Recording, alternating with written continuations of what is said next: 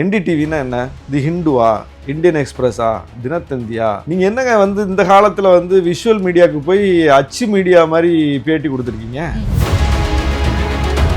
ஊடகங்களுக்கு இப்படி ஒரு நிலைமை ஏற்பட்டு போச்சு நினைச்சு சிரிக்கிறதா அல்லது விஜய் நினைத்து வேதனைப்படுவதா? நீங்க கொடுக்கறது எப்படி நேர்காணலாம்? அது உங்க நேர்காணல், அது ஏன் நேர்காணல் கிடையாது? பண்ணிக்கிட்டாராங்கிறதே ஒரு क्वेश्चन தானே.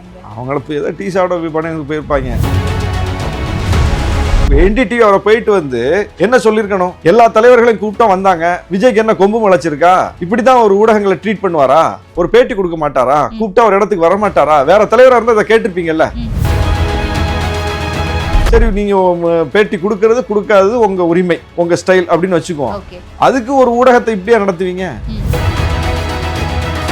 தூய்மை பணியாளர்கள் போராட்டமா? அங்க அவர் போக மாட்டார். தூய்மை பணியாளர்கள் பனையூருக்கு வரணும். கரூர்ல பலியான மக்கள், அவங்க குடும்பத்தை சார்ந்தவர்கள் எப்படிப்பட்ட மனக்காயத்தில் இருந்தாலும் சரி, எவ்வளவு வேதனையில் இருந்தாலும் சரி, அவங்கள அங்கிருந்து பஸ்ஸை கொண்டு வந்து இங்கே வர வச்சு அலைய வச்சு அவங்கள்ட்ட கொஞ்சம் நேரம் பேசி அனுப்புறது, இதெல்லாம் எவ்வளவு பெரிய கேலி கூத்து. இதெல்லாம் ஒரு தலைவர்னா மக்களை நோக்கி போகணும், மக்களை போய் பார்க்கணும், ஊடகங்கள் முன்வைக்கக்கூடிய கேள்வி எதிர்கொள்ளணும். இது என்ன இது புதுசா இருக்கு? இப்ப நாளைக்கு அவர் ஆட்சிக்கே வந்துட்டாருன்னா கோப்புகள்லாம் வீட்டுக்கு தான் போகும் போல இருக்கு. கோட்டைக்கு வருவாரா மாட்டாரா?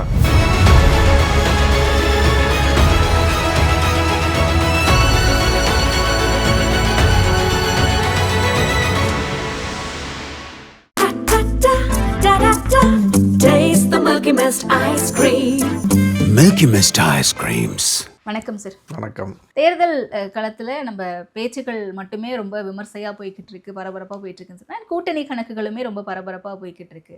திமுக கூட்டணியில் ஒரு பக்கம் காங்கிரஸ் வெர்சஸ் திமுக அப்படின்ற ஒரு மோதல் போக்கு இருந்துகிட்டு இருக்கா அப்படின்னு ஒரு சலசலப்பு இருந்துகிட்டு இருக்கும்போதே இன்னொரு பக்கம் விசிகா ரொம்ப அப்செட்டில் இருக்காங்க. ஏன்னா ராமதாஸ் அவர்களுடைய ராமதாஸ் தரப்பு பாமக உள்ளே வர்றதுனால ரொம்ப அப்செட்டில் இருக்காங்க விசிகா அப்படின்ற விமர்சனம் இருக்கு. உங்களுடைய பார்வை? ராமதாஸ் தரப்பு உள்ள வராங்களா? வருவாங்களா உங்களை கேட்குறேன். அப்படின்னு யார் சொன்னா? வாதங்கள் அப்படிதானே சார் போய்கிட்டு இருக்கு. யார் வைக்கிற வாதம்? ராமதாஸ் தரப்பே அப்படி ஒரு வாதத்தை வைக்கலையே. ராமதாஸ் தரப்பு திமுகக்குள்ள வரணும்னு சில பேர் நினைக்கிறாங்க, விசிகா வெளியே போகணும்னு சில பேர் நினைக்கிறாங்க. அப்படி சில நினைக்கக்கூடிய நபர்களினுடைய விருப்பம் தான் அதுவே தவிர மற்றபடி திமுக கூட்டணிகளும் அப்படி ஒரு பேசுபொருள் இல்லை. ராமதாஸ் அப்படி எங்கேயும் சொல்லலை, சம்பந்தப்பட்ட ரெண்டு பேருமே அப்படி சொல்லலை. ஆனால் வந்தால் அப்படின்னு எங்கள் தலைவர்கிட்ட கேள்வியில் வைக்கப்படும் போது அந்த கேள்வி 10 ஆண்டுகளுக்கு மேலே ஒவ்வொரு தேர்தலையும் வைக்கப்படத்தான் செய்து ஒவ்வொரு முறை நாங்கள் தெளிவுபடுத்திட்டே வர்றோம். பாமகவோடும் பாஜகவோடும் நாங்கள் இணைய மாட்டோம், அந்த கூட்டணியிலும் இருக்க மாட்டோம், இது எங்கள் நிலைப்பாடு. அப்புறம் கூட்டணியில் யாரை சேர்த்துக்கிறதுங்கிறதெல்லாம் நம்ம சொல்ல முடியாது, அது கூட்டணி தலைமை எடுக்க வேண்டிய முடிவு. இப்பவும் சொல்கிறோம், திமுக தலைமை எடுக்க வேண்டிய முடிவு. ஆனால் நாங்கள் இருக்க மாட்டோங்கிறத நாங்கள் தெளிவுபடுத்திட்டோம். அதுதான் எங்கள் ஸ்டாண்டு. இதை நான் எப்படி சார் புரிஞ்சுக்கிறது? வருவாங்கன்னு புரிஞ்சுக்கிறதா, வரமாட்டாங்கன்னு புரிஞ்சுக்கிறதா? இல்லை, அவங்க ஏன் வரணும்? முதல்ல என்ன தேவை இருக்கு? கொஞ்ச நாளைக்கு முன்னாடி வரைக்கும் கூட எம்எல்ஏ அருள் அவர்கள் பேசும்போது ஐயா அவர்கள் இருக்காத ஒரு மகன் தான் திருமாவளவன் அப்படின்ற மாதிரிலாம் சொல்றாரு. ஸோ இதெல்லாம் பார்க்கும்போது அப்ப இங்க வர்றதுக்கான ஒரு விஷயத்தை தான் அவங்க ட்ரை 2012 இருந்து ஊர் ஊரா போய் நாடக காதல் நசுக்கும் சட்டம்னு சொல்லி இதுக்கெல்லாம் விடுதலை சிறுத்தைகள் தான் காரணம், திருமாவளவன் தான் காரணம்னு ஊர் ஊரா போய் எதிர்மறை பிரச்சாரம் செய்யும்போது மகன்னு தெரியலையா? இன்னைக்கு சொந்த மகன் பாடம் படித்து கொடுத்துட்டதுனால எங்கள் தலைவருடைய மாண்பு ஐயாவுக்கு புரியுது. இப்போ தான் புரியுது. ஐயோ, ஒரு நல்ல மனிதரை போய் நம்ம இந்த மாதிரி நெகட்டிவாக சொல்லிட்டோமே அப்படின்னு ஃபீல் பண்ணுறாரா என்னன்னு தெரியல. அதுதான் அருளுடைய வார்த்தைகள்லேருந்து வெளிப்படுது. ஆனால் இது கொள்கை ரீதியாக அவங்க பிளவுபடலை. எங்களுக்கும் பாமகவுக்கும் இருக்கிற முரண்பாடு என்பது கொள்கை முரண்பாடு, தனிப்பட்ட எந்த முரண்பாடும் இல்லை. அன்புமணியை முன்னிறுத்திட்டாரு, வாரிசை கொண்டு வந்துட்டாரு, அதனால அப்படிலாம் எங்களுக்கு முரண்பாடு இல்லை. அதெல்லாம் அவங்கவுங்க விருப்பம், அவங்கவுங்க கட்சி சார்ந்த விஷயம். நம்ம அந்த விஷயத்தில் முரண்படலை. அவங்களுடைய நிர்வாகம் சார்ந்த விஷயத்தில் நம்ம முரண்படலை. அவங்களுடைய கொள்கை ரீதியாக முரண்பட்டுருக்கோம். நம்ம என்ன கொள்கைன்னா, பிஜேபி எதற்கு நம்ம விலக்கி வச்சிருக்கோமோ, பிஜேபியோட எதுக்கு சேர மாட்டோம்னு சொல்கிறோமோ அதே தான் பிஎம்கேக்கும். பாஜக பாமக இருக்கிற அணியில் இடம்பெற மாட்டோம்னு சொல்கிறது ஒரு சமூக நீதி அடிப்படையில், சமத்துவ பார்வையிலிருந்து நம்ம அதை சொல்கிறோம். அந்த அடிப்படையில் தான் அவங்க கொள்கை ரீதியில் பிரிஞ்சு அன்புமணி சொல்லக்கூடிய கருத்துக்கள் தவறு, நான் தான் கரெக்டாக பேசுகிறேன், அன்புமணி செல்லும் பாதை தவறு, நான் தான் சரியான பாதையில் போகிறேன் அப்படின்னு சொல்லி அவர் அவற்றிலிருந்து முரண்பட்டு ஒரு கொள்கை ரீதியான மாற்றை முன்வைத்து வந்தார்னா, சரி நமக்கு இவர் பேசக்கூடிய கொள்கை ஏற்பா இருக்கு, அவர் தான் நமக்கு முரண்பாடாக இருக்குன்னு நாங்கள் ஒரு முடிவு எடுக்கலாம். ஆனால் என்ன கொள்கை முரண் ஒன்றும் இல்லையே. அவங்களுக்குள்ள ஏதோ குடும்ப ரீதியான பிரச்சனை. ஓகே. அதுல வந்து நம்ம ஒன்றும் சொல்றதுக்கு இல்லை. இன்னும் சொல்ல போனா அவங்க சேர்ந்து கட்சியை ஒன்றிணைந்து நடத்தணும் அப்படின்னு தான் எங்க தலைவர் விருப்பம் தெரிவிச்சிருக்காரே தவிர அதை கூட நாங்க அதுல கருத்து சொல்லலை. அதை பத்தி எங்களுக்கு பிரச்சனை இல்லை, அது எப்படி ஆனாலும் சரி. ஆனா அவங்க சேரணும் அப்படின்னு தான் நம்ம சொல்லியிருக்கோம். திமுக அணிக்கு பாமகவினுடைய ஒரு ஃபேக்டர், அதாவது ராமதாஸ் அவர்களுடைய அணி வருகிறது அப்படின்னா கூட அதனுடைய தேவை திமுக கிடையாது. ஏன்னா திமுக அணி வெற்றி அணி. 2019 தேர்தல், 2021 தேர்தல், 2024 தேர்தல், 3 தேர்தல், இடையில நடந்த இடைத்தேர்தல்கள், உள்ளாட்சி தேர்தல்கள், எல்லா தேர்தலையும் கிட்டத்தட்ட ஒரு 10 தேர்தல்களை சந்திச்சிருக்கோம். பாமகவோடு சந்திச்சோமா, பாமக இல்லாம சந்திச்சோமா? பாமக இல்லாம 10 தேர்தல்களை பாமக இல்லாமலேயே சந்தித்து வெற்றி பெற்றிருக்கிறோம். அப்போ நம்முடைய வெற்றிக்கு பாமக தேவை அப்படின்னா தான் பாமகவை வந்து கன்சிடர் பண்ண முடியும். பாமக இல்லாமலே வெற்றி பெற முடியுங்கிறத களம் காட்டியாச்சே. அப்புறம் பாமக எதுக்கு? அதுவும் ஒருங்கிணைந்த பாமக கூட இல்லை, அதுல ஒரு துண்டு. அதை வச்சு என்ன பண்றது? அப்போ அதுக்கான தேவை போல திமுக அணிக்கு கிடையாது. இல்ல, ஆனா எவ்வளவு தேர்தல்கள்ல இல்லாத ஒரு ஃபேக்டரா இன்னைக்கு விஜய் ஒரு இம்பாக்ட் கிரியேட் பண்ணுவாரு. ஸோ அதற்கான தேவை இங்க இருக்கு, கூட்டணியை வலுப்படுத்தணும் அப்படின்ற ஒரு வாதமும் வைக்கப்படுதில்லை. ஸோ அந்த வகையில நீங்க சொன்ன மாதிரி பாமகவினுடைய ஒரு பங்கு திமுகவில் வந்து இணைகிறாங்க அப்படின்னா அது ஒரு ஆட் ஆன் பெனிஃபிட் தானே. அதாவது விஜய் முதல்ல என்ன இம்பாக்ட் ஏற்படுத்துவார்னு விஜய்க்கே தெரியாது. ஆனா நீங்களும் நானும் அதை பத்தி பேசிக்கிட்டு இருக்கோம். விஜய் என்ன இம்பாக்ட் ஏற்படுத்துவாரு சொல்லுங்க. மத்தியானம் திரு செங்கோட்டையன் அவர்கள் பேட்டி கொடுக்கும் போது கூட கணிசமான ஒரு நம்பரை சொல்லல சார், 30+ன்றாரு சார். அதான் நான் சொல்றேன். அதை வந்து அவரு செங்கோட்டையன் அவர்களுடைய ஏரியாவான ஈரோட்லயே எலெக்ஷன் நடக்கும்போது போட்டு பார்த்துருக்கலாமே. நிக்கிறதுக்கு ஆளே இல்லையா? திமுக அணி நின்னுது, நிக்கிறதுக்கு எதிரில் ஆளே இல்லையா? சீமான் தான் நின்னாரு, நாம் தமிழர் தான் நின்னாங்க. அப்போ டிஎம்கே வெர்சஸ் நாம் தமிழர் தானே அன்னைக்கு ஈரோடு களம் இருந்துச்சு. ஏன் அன்னைக்கு விஜயும் அரசியல் கட்சி நடத்திட்டு தானே இருந்தாரு. அன்னைக்கு 30 விழுக்காட்டுக்கு மேல அவருக்கு இருக்குது அப்படின்னு நம்பிக்கை இருந்தால், அவருக்கு நம்பிக்கை இருந்தால் அவர் நின்றுக்கலாமே. விஜயே நின்றுக்கலாமே. ஈரோட்ல யார் வந்து தடுத்தா? விக்கிரவாண்டியில மாநாடு நடத்தினாரு, அங்க நின்றுக்கலாமே. இடைத்தேர்தல் வரும்போது நாடாளுமன்ற தேர்தல் போச்சு, கொள்கை எதிரி பாஜகவை எதிர்த்து 40 தொகுதியில கேண்டிடேட் போட்டு 30 விழுக்காட்டுக்கு மேல வாக்கு வாங்கி காட்டிருக்கலாமே. நீங்க 30, 20, 10, 50, 60 அதெல்லாம் எப்ப தெரியும்? எலெக்ஷன்ல நின்னா தானே தெரியும்னு. இப்ப எல்லா கட்சிக்கும் ஓட்டு விழுக்காடு சொல்றீங்கல்ல, எப்படி சொல்றீங்க? இல்ல இப்ப சி ஓட்டரே, இப்ப நாம் தமிழருக்கு 8 விழுக்காடுன்னு சொல்றீங்க. இல்ல நான் முடிச்சிரேன். சி ஓட்டரே ஒரு சர்வே பண்ணிருக்காங்க, திமுக கூட்டணிக்கு 45 விழுக்காடுன்னு சொல்றாங்க. அது போட்டிட்டு வாங்குனது, அது நம்ம ஏற்கிறோம். ஆமா, போட்டிட்டு வாங்குனது. 15% வரும் விஜய் அவர்களுக்குன்னு சொல்றாங்களே. நான் என்ன சொல்றேன், 45 விழுக்காடு சொல்றாங்கல்ல திமுக அன்னைக்கு. அதே 45 விழுக்காடு இருக்காதுல்ல சார், ஒவ்வொரு தேர்தலுக்கும் மாறும். அது முன்ன பின்ன மாறும், அது பிரச்சனை இல்லை. அது மக்களுடைய முடிவை பொறுத்து மாறும். ஆனா ஒரு நிலையான வாக்குன்னு ஒண்ணு இருக்குல்ல. 40 விழுக்காட்டுக்கு மேல திமுக அணிக்கு வாக்கு இருக்கு, கொஞ்சம் கூட குறையும் இருக்கும். ஆனா 40 விழுக்காடுங்கிறது பெர்செப்ஷன்ல சொன்னதா அல்லது வாங்கினதா? ப்ரூவன், போட்டிட்டு வாங்கினது தானே. இப்ப அதிமுக சொல்றீங்கல்ல, அது பெர்செப்ஷனா போட்டிட்டு வாங்கினதா? போட்டிட்டு வாங்கினது. நாம் தமிழருக்கு 8 விழுக்காடுன்னு சொல்றோம்ல, பெர்செப்ஷனா அல்லது போட்டிட்டு வாங்கினதா? போட்டிட்டு வாங்கினது. அப்புறம் எல்லாருக்கும் போட்டிட்டு வாங்கினதான் சொல்லுவீங்க, விஜய்க்கு மட்டும் போட்டிடாமலே சொல்லுவீங்களா? அப்போ எலெக்ஷன் இதுல ஏத்திர வேண்டியதானே, எலெக்ஷன் கமிஷன் சைட்ல ஏத்திர வேண்டியதானே. மக்கள்கிட்ட போய் கேக்குறாங்கல்ல சார், சர்வேவா எடுக்கும்போது உங்களுடைய ஆதரவு யாருக்குன்னு, அது அப்ப மாறதுக்கான வாய்ப்பு இருக்குன்னு சொல்ல வரீங்களா? சர்வே எத்தனை பேர்ட்ட கேட்டீங்க? என் தொகுதியில 2 லட்சம் வாக்காளர்கள், சர்வே எத்தனை பேர்ட்ட கேட்பீங்க?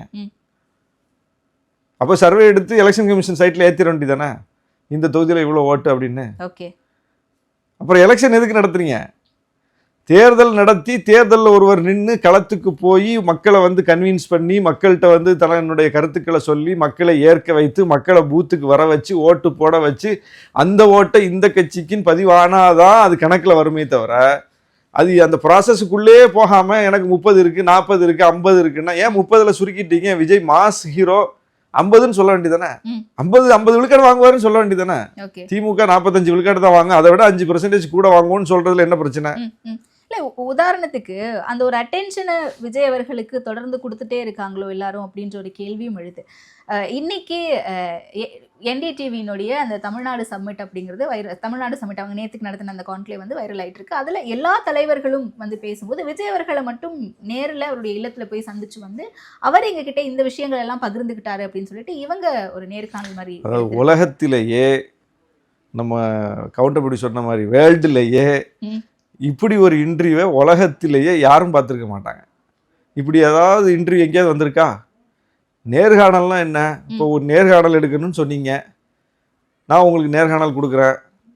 இதை நீங்க எடுத்துட்டு போய் இவர் என்னிடம் இப்படி இப்படியெல்லாம் பேசினார் அப்படின்னு நீங்க கொடுக்கறதா நேர்காணல்? நான் கொடுக்கறது தானே நேர்காணல். நீங்க கொடுக்கறது எப்படி நேர்காணலாம்? அது உங்க நேர்காணல். அது ஏன் நேர்காணல் கிடையாது? பண்ணிக்கிட்டாராங்கிறதே ஒரு क्वेश्चन தானேங்க. அவங்கள போய் ஏதோ டீ சாப்பிட பணம் போயிருப்பாங்க. ஓகே. அந்த ஊடகம் வந்து இவ்வளவு கீழே இறங்கி போக வேண்டிய தேவை கிடையாது. ஏன்னா ஊடகத்துக்குன்னு ஒரு நேம் இருக்கு, ஒரு பிராண்ட் இருக்கு.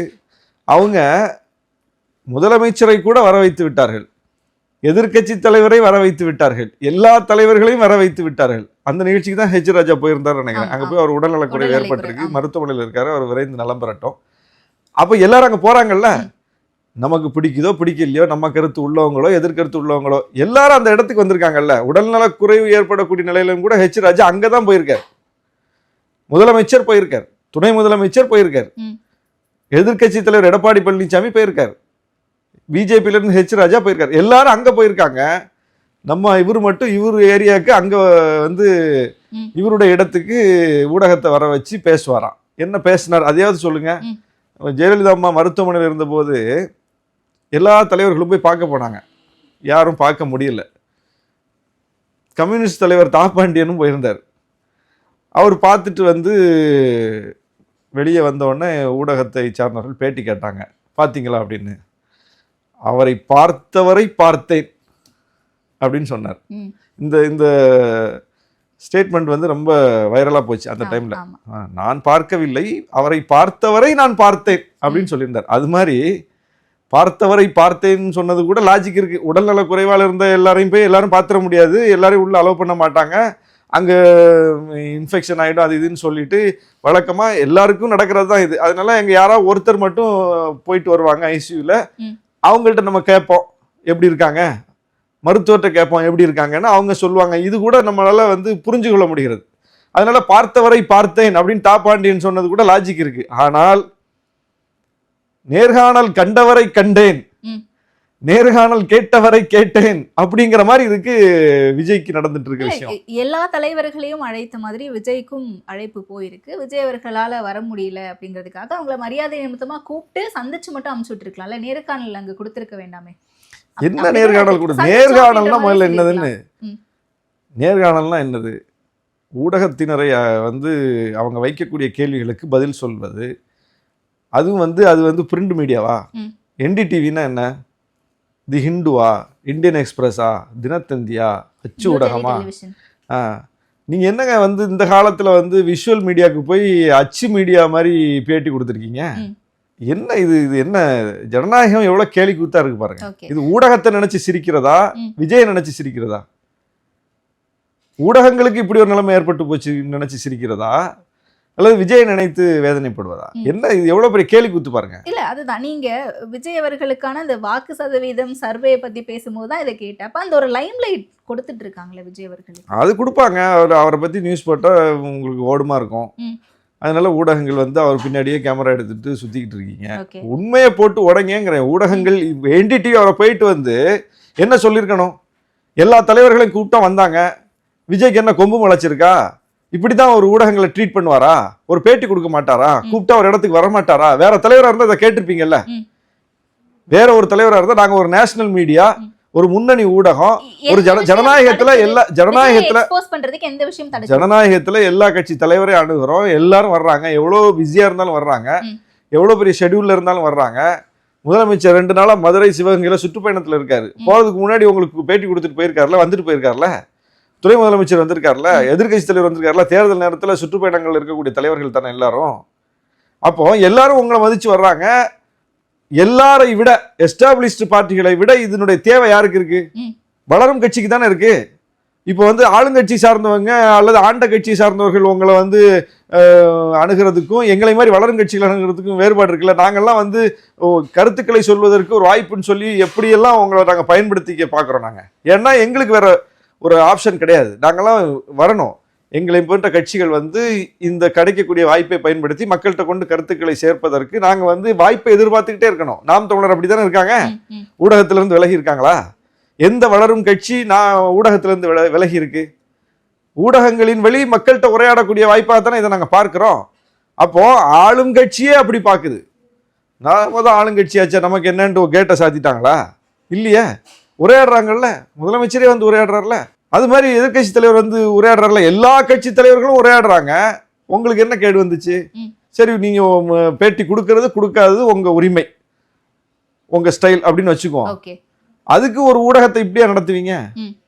நீங்க போராடும் மக்களையும் அப்படிதான் நடத்தியிருக்கீங்க. உங்களால் உங்க கூட்டத்துக்கு வந்து பலியான மக்கள், அந்த குடும்பத்தை சார்ந்தவர்களை நீங்க அப்படிதான் நடத்தியிருக்கீங்க.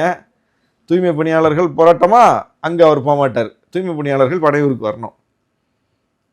கரூர்ல பலியான மக்கள், அவங்க குடும்பத்தை சார்ந்தவர்கள் எப்படிப்பட்ட மனக்காயத்தில் இருந்தாலும் சரி, எவ்வளவு வேதனையில் இருந்தாலும் சரி, அவங்கள அங்கிருந்து பஸ்ஸை கொண்டு வந்து இங்கே வர வச்சு அலைய வச்சு அவங்கள்ட்ட கொஞ்ச நேரம் பேசி அனுப்புறது, இதெல்லாம் வந்து எவ்வளவு பெரிய கேலி கூத்து. இதெல்லாம் எவ்வளோ வந்து அவலம், இதெல்லாம் ஜனநாயக அவலம். இதெல்லாம் ஒரு தலைவர்னா மக்களை நோக்கி போகணும், மக்களை போய் பார்க்கணும், ஊடகங்களை சந்திக்கணும், ஊடகங்கள் முன்வைக்கக்கூடிய கேள்வி எதிர்கொள்ளணும். அதுதான் வந்து ஜனநாயகத்தில் நம்ம பார்த்துக்கிட்டு வர்றோம். இது என்ன இது புதுசாக இருக்கு? எல்லாரையும் பனையூருக்குவா பார்த்துக்கலாம் அப்படின்னா, இப்போ நாளைக்கு அவர் ஆட்சிக்கே வந்துட்டாருன்னா கோப்புகள்லாம் வீட்டுக்கு தான் போகும் போல இருக்கு. கோட்டைக்கு வருவாரா மாட்டாரா? புரியுது.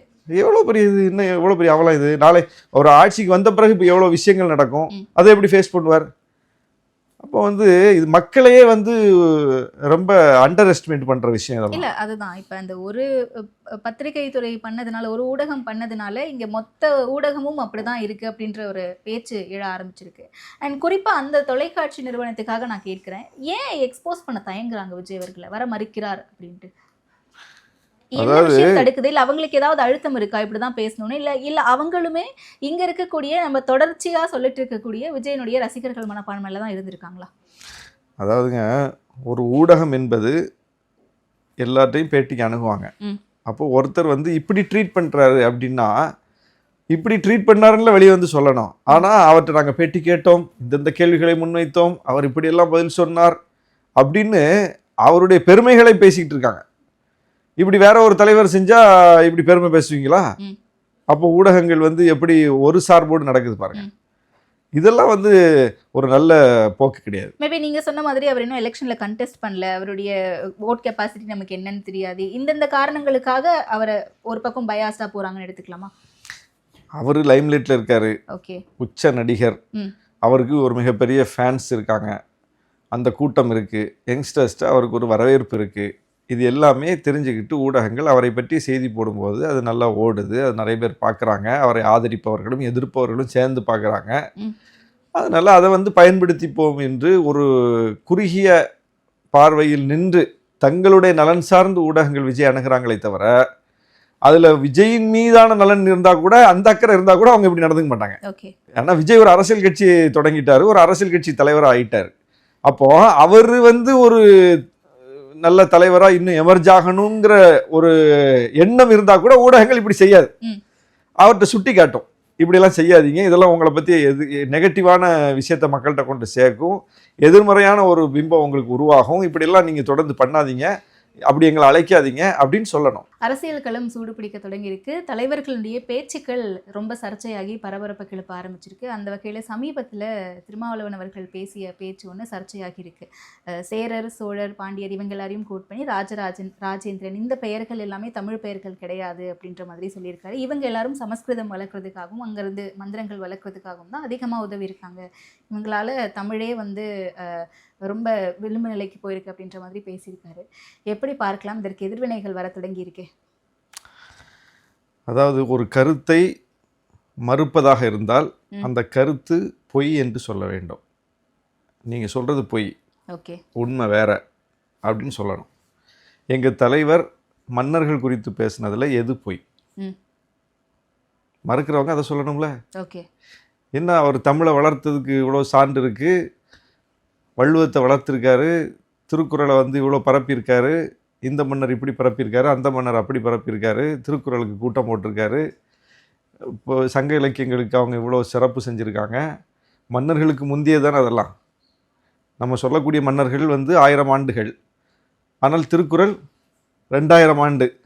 அப்போது இந்த மன்னர்களுக்கும் 1000 ஆண்டுகளுக்கு முந்தைய நம்முடைய இலக்கியங்கள், திருக்குறள் உள்ளிட்ட பல்வேறு அம்சங்கள் இருக்குது அதில். அதை யார் கொண்டு வந்தா? அயோத்திதாசருடைய தாத்தா வந்து திருக்குறள் தீக்கி போக வேண்டிய திருக்குறளை வந்து தற்காத்து அந்த எல்லிஸ் மன்னர்கிட்ட கொண்டு கொடுக்குறாரு, கவர்னர்கிட்ட, ஆங்கிலேய கவர்னர்கிட்ட கொண்டு கொடுக்குறாரு. அவர்கள் எடுத்த முயற்சியின் அடிப்படையில் தான் அது அச்சுக்கு போய் இன்னைக்கு நம்ம பார்க்கக்கூடிய அந்த பிரிண்டட் வெர்ஷன் அச்சு பதிவில் நமக்கு கிடைச்சிருக்கு. அப்போ அதுக்கு முன்னாடி அதை யார் காப்பாற்றினா? மன்னர்கள் காப்பாற்றி இருந்தால் அந்த நிலைமை வந்திருக்காதுல்ல திருக்குறளுக்கு. அப்போ இப்படி ஒரு வரலாறு இருக்குல்ல, அந்த வரலாறை தான் எங்கள் தலைவர் பேசுகிறாரு. ஏற்கனவே வந்து திருக்குறள் எப்படி காக்கப்பட்டது, யாரால் காக்கப்பட்டது, திருவள்ளுவர் இவ்வளவு பெரிய உலக பொதுமறையை கொடுத்திருக்காரு, அது வந்து தமிழ் மன்னர்களால் வந்து காக்கப்படவில்லைங்கிற விமர்சனத்தோட தான் தமிழாற்றுப்படையில் கவிப்பேரரசு வைரமுத்து மிக தெளிவாக எழுதியிருக்காரு. தமிழாற்றுப்படை படிச்சிருப்பீங்கன்னு நினைக்கிறேன், எல்லாரும் படிச்சிருப்பாங்க. அவர் வந்து வெறுமனே எழுதினதோடு மட்டுமல்ல, அதை ஒவ்வொரு ஊர்லையும் போய் உரையா நிகழ்த்தினார். அதுல திருக்குறள் குறித்து, திருவள்ளுவர் குறித்து ஆற்றிய உரை எடுத்து எல்லாரையும் படிக்க சொல்லுங்க. அதுல இந்த திருக்குறளுடைய நிலைமை என்ன, இவ்வளவு மன்னர்கள் இருந்தும் இந்த பொதுமறையான உலக பொதுமறையான இந்த திருக்குறள் எப்படி வந்து கண்டுகொள்ளப்படாம கிடந்துச்சு, யார் மூலம் அது வெளிக்கு வந்துச்சு, யார் மூலம் வந்து அது விவாதிக்கப்பட்டதுங்கிற டீட்டெயிலான முழுமையான வரலாறு வைரமுத்து எழுதியிருக்காரு. பல்வேறு எழுத்தாளர்கள், அறிஞர்கள் எழுதியிருக்காங்க. இந்த விமர்சனம் வந்து நீண்ட காலமா இருக்கு. எனவே எங்க தலைவர் ஒரு விஷயத்தை முன்வைக்கிறார்னா, ஒருவரால் சமூக நீதிக்கு பயன் இருந்ததா, பயன் இல்லையா? ஒருவரால் தமிழுக்கு பயன் இருந்ததா, பயன் இல்லையா? ஒருவரால் கேடு இருந்ததா, பயன் இருந்ததா அப்படிங்கிற விமர்சனத்தோட ஒப்பிட்டு தான் நம்ம பார்க்கிறோம் எல்லாத்தையும். அந்த அடிப்படையில தமிழ் மன்னர்கள் குறித்து இங்க ஒரு புனித பிம்பம் கட்டப்படுதுல்ல. அவங்க வந்து எல்லாமே பாலாறு தேடாறு ஓட வச்சாங்க, அவங்க ஆட்சியில சமூக நீதி ஓடிச்சு, அவங்க ஆட்சியில வந்து தமிழ் இலக்கியம் செழித்து வளர்ந்துச்சு. உண்மை கிடையாது. நம்மளுடைய பள்ளி பாட புத்தகங்கள்ல இருந்தே மூவேந்தர்கள்னு நம்மளுக்கு அவங்கள சொல்லி கொடுத்துருக்காங்க. அவங்களுடைய ஆட்சி காலத்துல என்ன மாதிரியான கோவில்கள் கட்டப்பட்டிருக்கு, நிறைய ஆறுகள் கட்டப்பட்டிருக்கு, எல்லாமே சொல்லப்பட்டிருக்கு. அதுதாங்க புனித பிம்பம் கட்டுவதிலிருந்து விமர்சன நோக்கத்துல எங்க தலைவர் வச்சிருக்காரு. கல்லணையை கட்டல, தமிழ் மன்னர்கள் வந்து இந்த மாதிரி விஷயங்கள் கோயிலை கட்டல அப்படின்லாம் எங்க தலைவர் சொல்லலையே. தஞ்சை பெரிய கோயிலை கட்டல, கல்லணையை கட்டல அப்படிங்கிற விமர்சனத்தை வச்சாரு கிடையாது இல்ல. அப்ப என்ன சொல்லியிருக்காரு? விமர்சனத்தை சரியா பார்க்கணும்ல. அப்ப இந்த விமர்சனம் என்பது ரொம்ப முக்கியமானது. இன்னைக்கு தமிழ் இளைஞர்கள் மத்தியில வேறு விதமான ஒரு விவாதம் முன்னெடுக்கப்படுது. பெரியார் ஆற்றிய பங்களிப்பை சொன்னாலே அவர்லாம் ஒன்றும் கிடையாது அப்படின்னு சொல்லிட்டு, அவருடைய காலத்துல அவர் முன்வைத்த கருத்துக்கள்ல இருந்து முன்னையும் பின்ன வெட்டி உருவி ஒரு தவறான பரப்புரை ஒரு பக்கம் செஞ்சுட்டு, இன்னொரு பக்கம் நம்முடைய பெரியவர்கள் இவங்கெல்லாம் தான் அப்படின்னு சொல்லி எந்த விமர்சனமும் இல்லாம இங்கே வந்து தமிழ் மன்னர்கள் இருந்து தமிழுக்கு பங்காற்றிய பல்வேறு அறிஞர்கள் குறித்த ஒரு விஷயங்கள் இங்க முன்வைக்கப்படுது. அப்ப அந்த இடத்துல எங்க தலைவர் வந்து தமிழ் தேசிய மாநாடுன்னு ஒன்று அறிவிச்சு, தமிழ் தேசிய எழுச்சி மாநாடுன்னு ஒன்று அறிவிச்சு, இந்த தமிழுக்கும் தமிழ்நாட்டுக்கும் உண்மையிலேயே பங்களிப்பு செலுத்தியவர்கள் யார், நீ சொல்லக்கூடிய ஆட்கள் எல்லாம் என்னென்ன மாதிரி செஞ்சிருக்காங்க என்கிற ஒரு விமர்சன கருத்துக்களை வச்சிருக்காரு. அது இன்னைக்கு விவாதிக்கப்பட வேண்டிய கருத்து. ஓகே, ஆனா இது அரைவே கட்டுத்தனமான ஒரு விமர்சனம் அப்படின்ட்டு கடுமையான கண்டனங்களை தெரிவிக்கிறேன் டிடிவி தினகரன் அவர்கள் சொல்றாங்க. அண்ணாமலை அவர்கள் வந்து கருணாநிதி, ஸ்டாலின் அப்படின்ற பெயர்கள் எல்லாமே வந்து தமிழ் பெயர்களா, அதை கேட்கறதுக்கு உங்களுக்கு திறமை இருக்கா அப்படின்ற மாதிரிலாம் கேட்குறாங்க. அதாவது ஒவ்வொரு தனி மனிதர்கள்ட்டையும் போய் ஓம் பேர் அந்த பேரா, ஓம் பேர் இந்த பேரா, அந்த விமர்சனத்துக்காக இது வைக்கப்படலை. ஓகே, நான் சொன்ன விமர்சனம் ரொம்ப முக்கியமானது. இந்த விமர்சனத்துக்கு அவங்கள்ட்ட பதில் இருக்கா? உலக பொதுமறை எது? திருக்குறள். திருக்குறள். திருக்குறளுடைய வயது என்ன? 2000 ஆண்டுகளுக்கு முன்னாடி இருக்கும், அதுக்கு மேலேயும் இருக்கலாம். தமிழ் மன்னர்களுடைய வயது என்ன? 1000 ஆண்டுகளுக்கு. திருக்குறள் நம்ம கைக்கு எப்படி கிடைச்சது? ராஜராஜனால் கிடைச்சதா, ராஜேந்திரனால் கிடைச்சதா, எந்த தமிழ் மன்னர்களால் கிடைச்சது? அப்போ இது ஒன்று சான்று, இது ஒன்றே சான்று. இன்னும் பல விஷயங்கள் இதுக்குள்ள இருக்கு, பேசலாம் நம்ம. இந்த விமர்சனம் காலங்காலமா இருக்கு. அப்போ இவர் சொன்னதுல இது பிழை அப்படின்னு அவங்க சொல்லி வாதிட வந்தாங்கன்னா வாதிடலாம். ஆனா அவங்க போற போக்கில் அடிச்சு விட்டு ஒரு கண்டனத்தை தெரிவிக்கிறாங்களே தவிர, திருமாவளவன் சொன்னதுல இது தவறு அப்படின்னு அவங்க விவாதத்துக்கு வந்தா நம்ம பேசலாம். இது எல்லாம் எப்படி போக போகுது தேர்தல் வரைக்கும் அப்படிங்கறத பொறுத்திருந்து பார்ப்போம். தெளிவான விளக்கங்கள் கொடுத்தீங்க. நேரத்துக்கு நன்றி.